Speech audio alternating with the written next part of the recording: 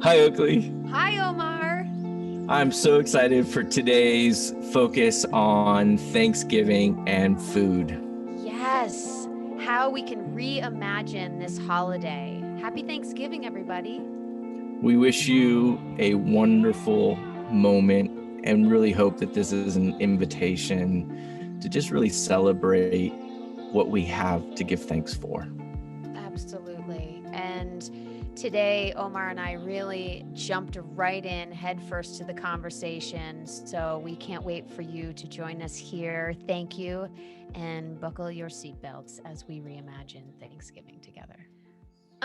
So I was thinking also about Thanksgiving, coming back to our topic, about how, people aren't going to be with their Yep. loved ones. That's tough. I mean, I'm even going through that, Yeah.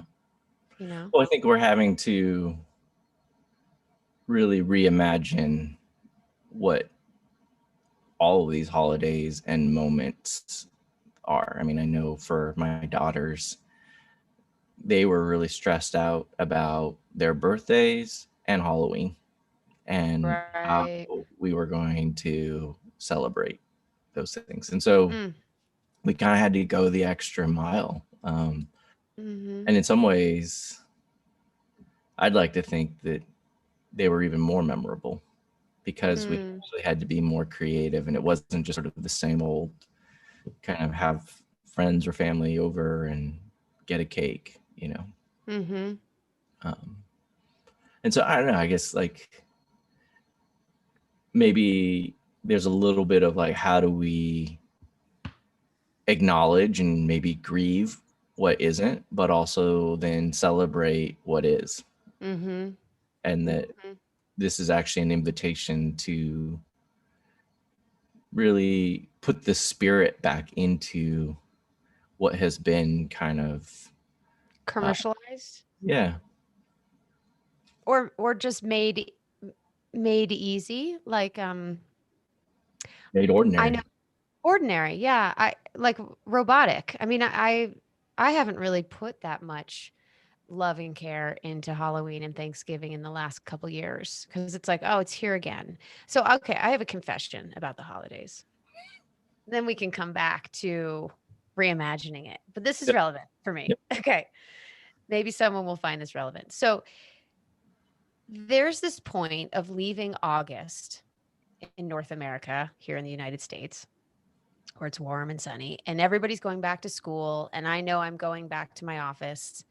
And even though I love my work and I love my clients, there's this sense of like, okay, fall and a new year is starting. Even though I'm 40 years old, my head is still on the academic calendar. I don't know why. That's just how it is. So I make it through fall and I'm like, oh, fall leaves. And I get into the spirit because I love sweaters. It's probably my favorite piece of clothing. And then out of nowhere, Halloween is upon us. And I have not planned for it. Suddenly I need to go buy pumpkins. I need to like get festive. I need to go buy candy, all of these things that I don't really want to feed young kids, but I'm on board. And I'm spending a ton of money. I don't have children, right? I'm spending a ton of money to entertain all of these kids. That's okay. I lived for Halloween. I get it. I love costumes and dressing up. So I'm down with the concept, but there's something in the back of my head that says, here we go. It starts in October, and we have to do this whole like swing from one holiday to the next until Valentine's Day. And it drives me sort of nuts. I feel trapped by it. I'm like, ugh, the holiday run. It's not because I'm a Scrooge. It's not because I don't want to spend time with my family. I'm a gift giver. It's a love language of mine. Um, I love Christmas and everything that comes with it in terms of that holiday season, Hanukkah. Like, I just love the lights and the coziness and the togetherness and the cooking and all the things. But I do feel a little bit like I'm trapped in this conveyor belt of holidays that I really am not allowed to get off of because then I'm a terrible person, but I secretly want off. And COVID has had me face what they're actually about. right? Which is like this togetherness. Like I miss the fact that I'm not going to be with my dad and my amazing stepmom, who I call my AMS, my auxiliary maternal support, because at 40, you don't need a stepmother, but you do need auxiliary maternal support. And, That's great. and my brother and my sister and, my mom and all the things. So there's something that's bringing me back to the heart of it. I have to be honest. That's beautiful. Mm, thanks. I mean, I think it's that Just being honest. remembering. Yeah. I mean, and I just sort of think about remember, at the heart of it is the word member. Like we're a member of something, we're Mm-hmm. part of something, and that reminder Mm-hmm. that the reason we have these holidays is in some ways to celebrate our connections. But at Yeah. the same time, we can get caught up in them, and they just become something we have to do. Yeah. And I think that's being taken away. It's like, okay, you can't fly across the country and gather your whole family around this turkey. So you're going to have to contend with that feeling of loss of not being with the family, which presences me, that's a word, makes me present to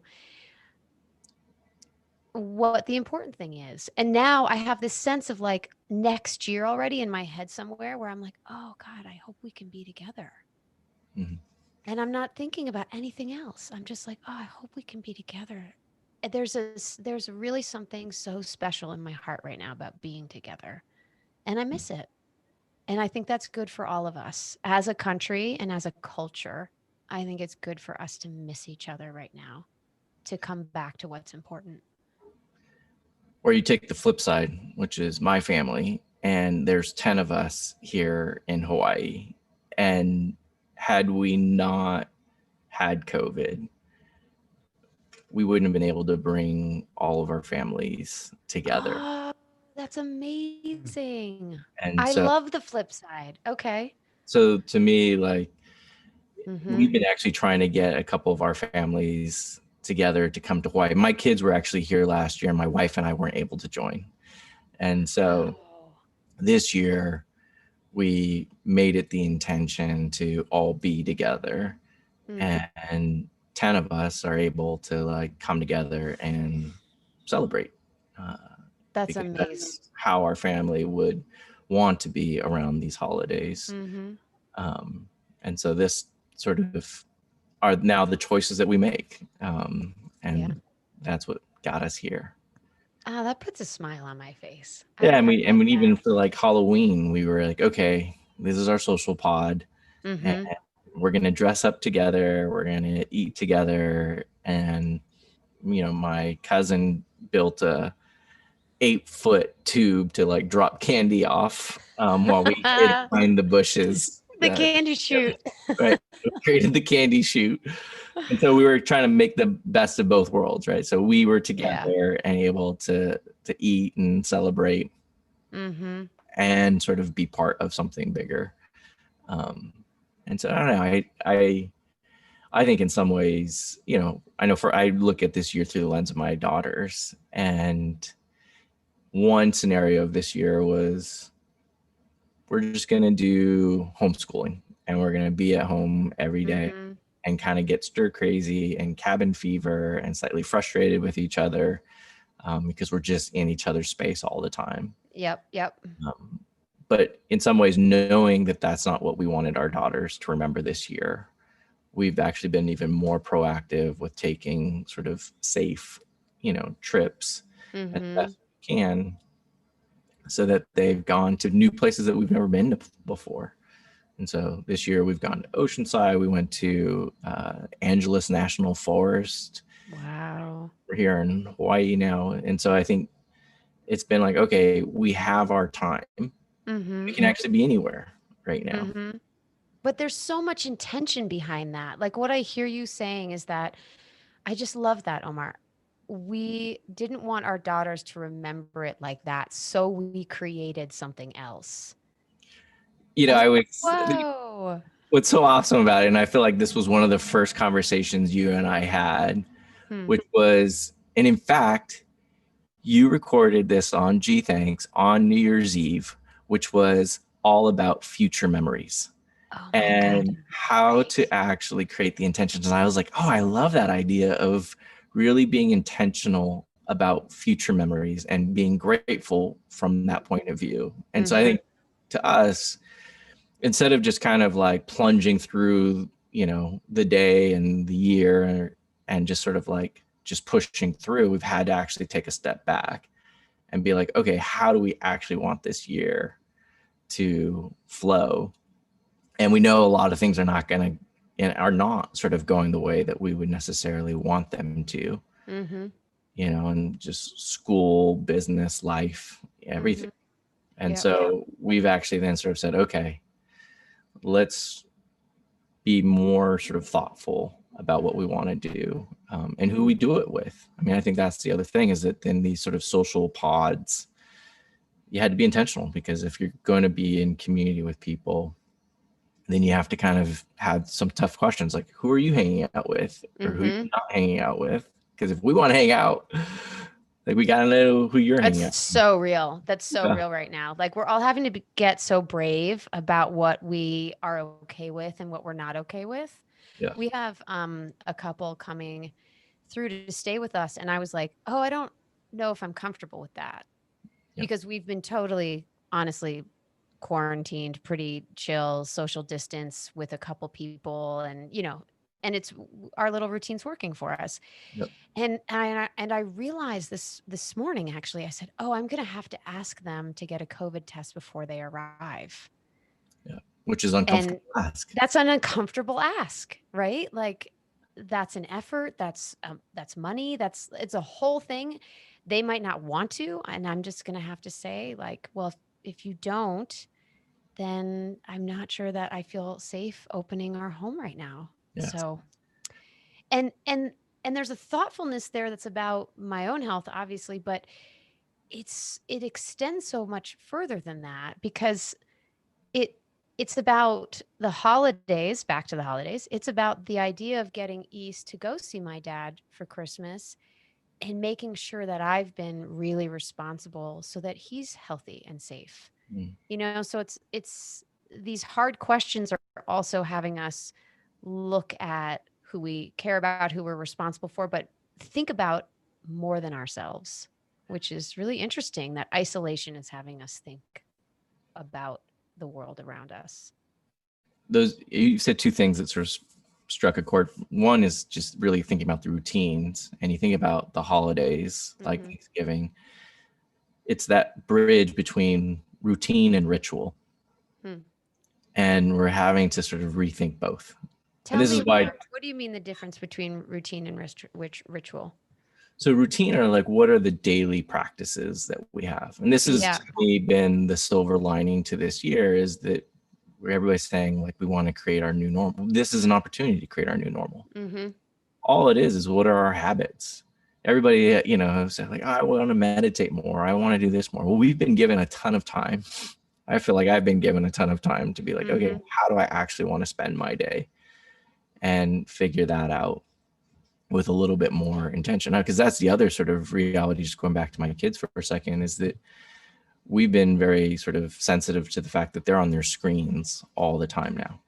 And so that's real. From a parent point of view, we're like, okay, you're doing PE on a screen.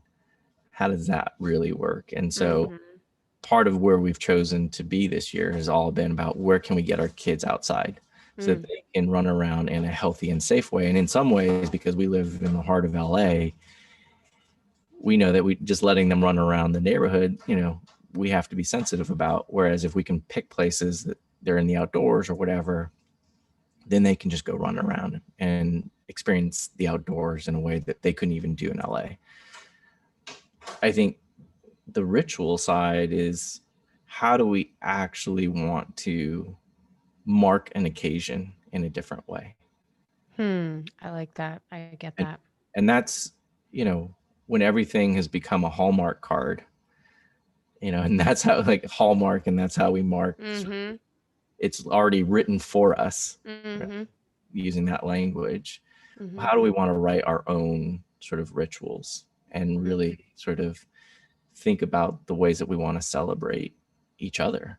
And that sort of leads me to the second thing that I feel like you're bringing up, which is social trust. And what is the social contract that we have with each other? I think 2020 has been this total disruption from politics to public health to, you name it. Our social contract, what are we really saying we have in common, and what are we willing to give up?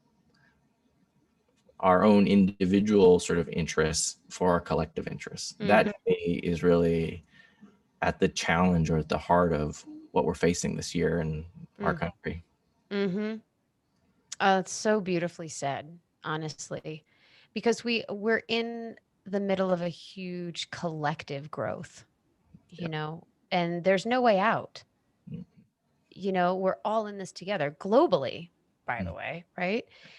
And I think the fact that we're being asked to stay indoors, right? We've talked about this, but go within, stay inside, and there's no way out.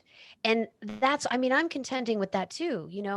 3 weeks ago, I was like itching, crawling out of my skin. I just wanted to travel. I wanted to go somewhere. I had a need to move, and I am blessed to be in Colorado, so there's a lot of places that I can go. But it's snowing and it's cold in the mountains now, so that's just a different element. Instead of just camping or, it's not as casual. You need certain gear and all that kind of stuff. And yeah, there was just a sense of, even though I could get in the car, I could probably drive somewhere or go to a hotel or something like that. It just wasn't easy. It didn't feel really comfortable. And so it wasn't giving me that sense of freedom and scratching that itch that could so easily get scratched a year ago. And so, I've got 20 years of meditation under my belt. And I'm here to say, guys, we're all going through it. Nobody's escaping this growth curve around learning to be more deeply with each other and with ourselves. I think that's it. There's no way out, but there's only through, right? Yeah. Yeah. There's no out, there's only through. Yeah. And that's what's sort of been interesting is being here where we had to take a COVID test to get on the plane, or at least to enter into Hawaii. And then when you get off the plane, they check that your COVID test is clear within 72 hours. And then when you check into the hotel, they check your COVID test. And it's been fascinating to sort of say hey, well, I'm having to make these choices, but I actually feel more safe. Yeah. Because I know everybody else around me has taken their COVID tests and has been cleared. And by and large are wearing masks because there's a sensitivity to it.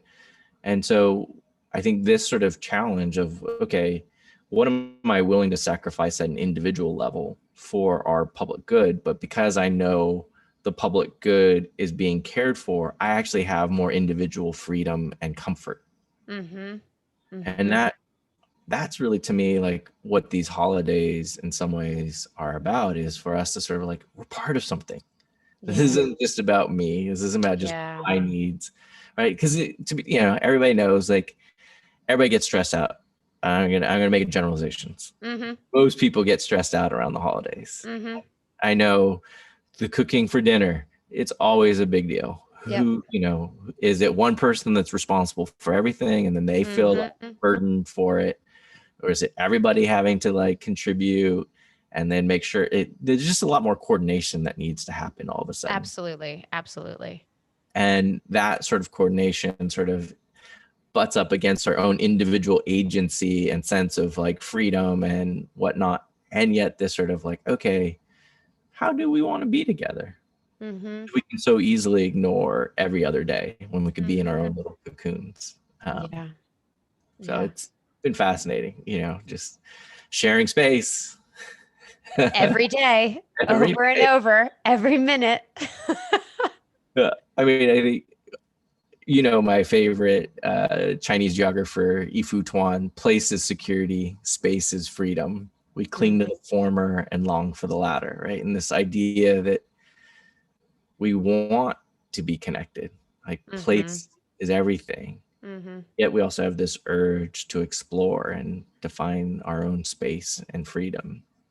And 100%. the holidays make us confront these choices. And I think COVID is making us confront these choices and really like, where do we want to feel safe and where do we want to feel free? And what are we willing to like negotiate that? And again, that's the public trust.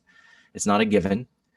It's a living sort of reality that we're like, can't hide from right now. Yeah. Yeah. And we're so confronted about being responsible for one another.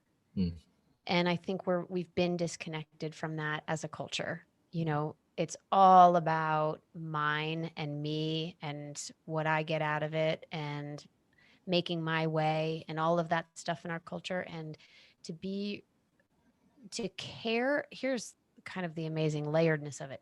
To care for ourselves, to be responsible for our own health and wellness is being responsible for other people. Right. So there's an element of paying attention to ourselves, of not being sacrificial and martyry, right? But caring for ourselves, being clear in what works, what doesn't work, being clear in our boundaries, communicating in a brave way, right? Uncomfortable, often. Uncomfortable, totally uncomfortable and weird, right? Awkward. And yet all of that ends up taking care of the people around us. There's a big lesson in that, I think. So on this trip, my cousin is a psychologist, and she specializes in child therapy, specifically play therapy. Oh, I love play therapy. Okay, great. And so it's been fascinating as we've talked about our Zoomcast and sort of some of the elements of it. And part of it is we do so many breathing exercises, or we've even more recently, we've been doing like the Qigong and these movement exercises. And when we can do that, and she's, you know, telling me this in her PhD language, that when we do the play or we do these meditations or gratitude practices in a way that we're embodying it, then all of a sudden we're regulating our bodies and like our brains can kind of settle down. And then once our brains settle down, then it's actually easier to have tough conversations. That's so true. And so I think part of, you know, these sort of adjustments when we come together is just how do we regulate collectively, just the physical presence of being together and all that sort of, it takes a moment, right? And it's slightly disruptive because we're used to being in our own little bubbles. And then all of a sudden we're being invited to share space. And that's a physical sort of experience. And so what are the practices that we have to help sort of take a breath, re-regulate, and then sort of be connected and just, you know, be present with each other. And so it's just fascinating. Like, to me, this is the purpose of ritual that we've kind of forgotten, is like, okay, what are the things that are actually going to allow us to be our healthiest and happiest self? Right? Like, okay, we need to come together. What are we going to do to help us? Okay, food is, you know, one of those ways that we can now all of a sudden, instead of it being like who's cooking what and it's all logistics, what is the intention that we can have to be like, okay, I'm getting to prepare this because, and whatever our love or attention that I'm putting into this food, how is that going to be really shared? This is the reinvention. This is the reinvention. This is it. This is the reinvention. So instead of, I love this. So instead of the logistics, instead of, I mean, we used to have a flow chart, right? Like who's starting what when. So it was all like, it was okay. So total down for the Excel sheet on this. Total Excel sheet Thanksgiving. So, and then the food would come out and there was this sense of gluttony, right? Like, let's just eat until we pop. And I've associated like feeling so full that I can't move with satisfaction on Thanksgiving. And I'm like, oh, do I have to let that go? And I'm like, what am I talking about? Like, okay, yes, I'm going to be open to letting that go because actually it doesn't really feel good. And after all these years, I actually have evolved to liking certain things and not liking certain others. And so the Thanksgiving meal is good, but it's different than when I was 9, Yep. right? And turkey's turkey for me right now. Like it's not, it doesn't get more magical on the day, unfortunately. I don't just I think a lot of parents can talk about other holidays where they're like, "Yep, I was up all night, but my kids have a magic morning," so You right, haven't we get tried it. my rotisserie turkey though. I'm ready for that. That sounds good. So it's still delicious. And I love eating, so that's fun for me. Everyone has different relationships with food also and with eating. So this can bring up a ton of anxiety for a lot of people who've restricted their eating over the years for what any different reasons Or not. or not or right or binge eating, things like that, or just overeating. So it Thanksgiving is a tricky one, right? Because it can bring up a lot of different feelings, the actual act of food and eating the food. Mm, Um, so if we brought this reinvention to Thanksgiving and we threw away the flow chart and we allowed the past to be the past mm, and we said yes to the invitation that we're inside of as a humanity yeah.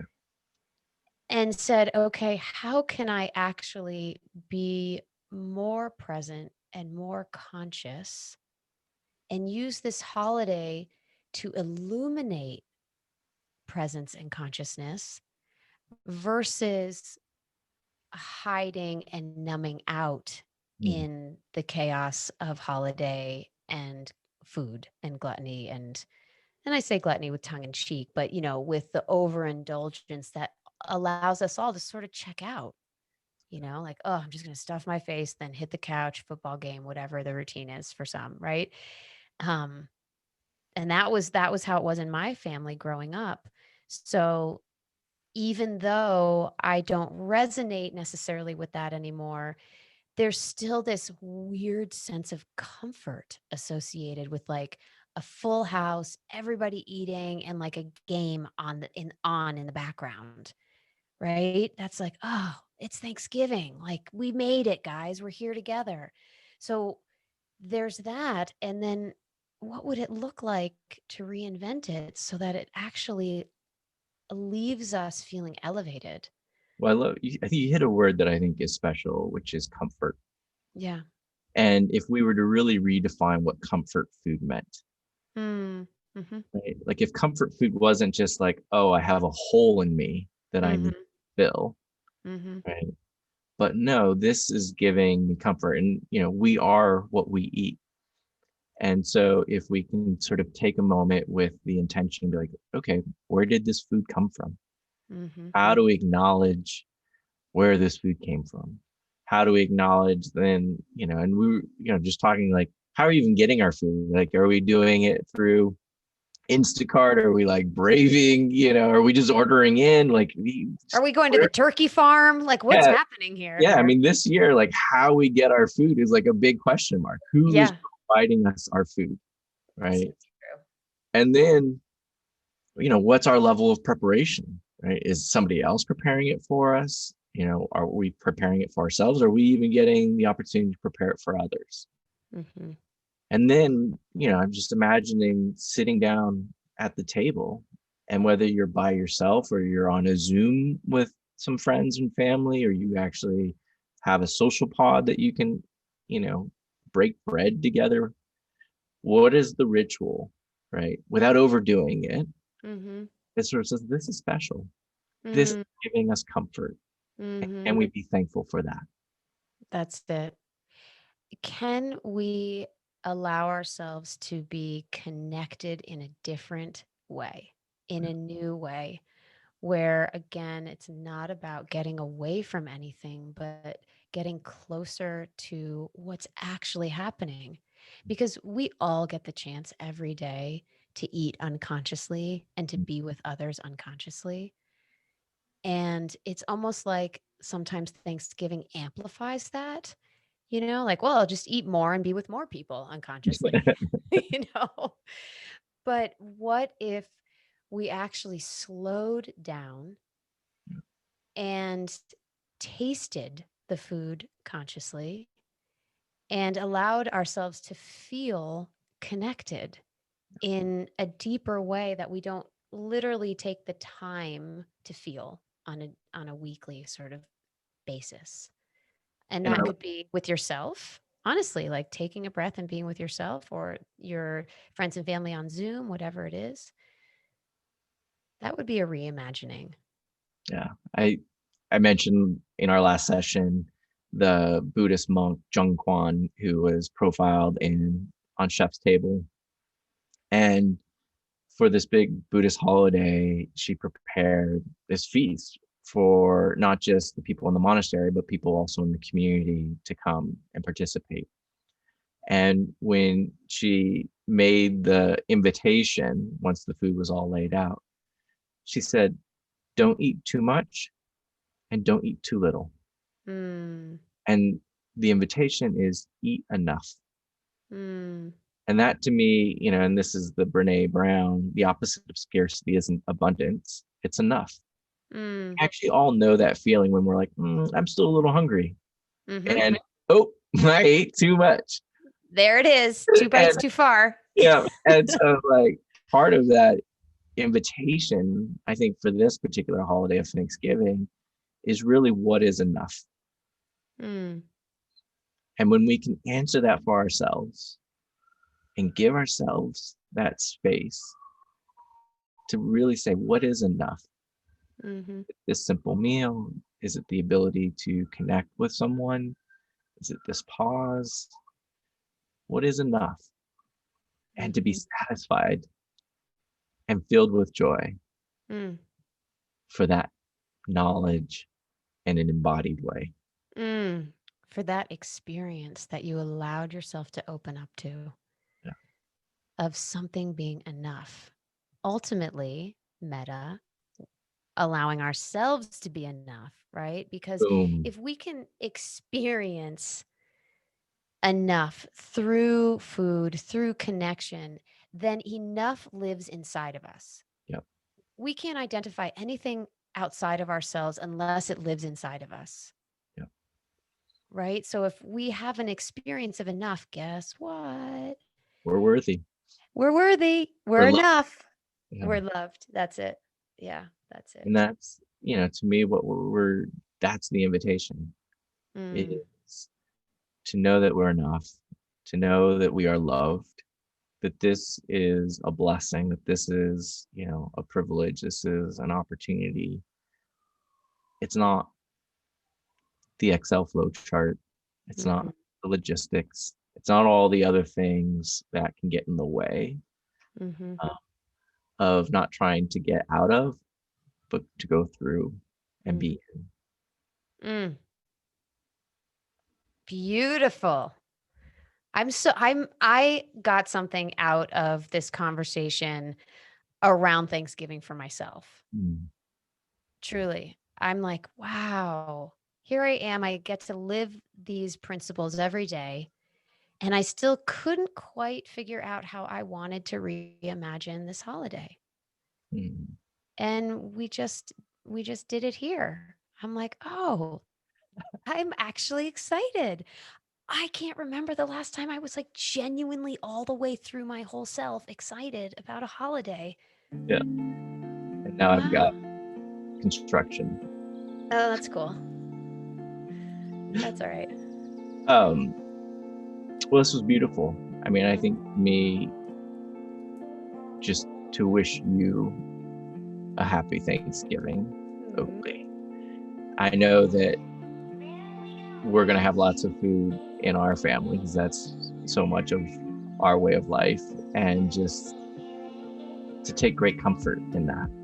Mm. Thank you. Thank you, Omar. Happy Thanksgiving to you. Thank you, and happy Thanksgiving to everyone who's listening. We appreciate you so much. And, I think just this opportunity to reimagine our routines and our rituals so that we can be with each other in the best ways that we can, and rebuild that social trust and that social connection that's so important. Absolutely. Letting this month, the little things be enough. And on this beautiful day of Thanksgiving, let's give thanks for all that we have and allow it to be enough. And we wish you the deepest Thanksgiving, and we offer our thanks to you. And have a beautiful, beautiful day. We'll see you next week. Cheers.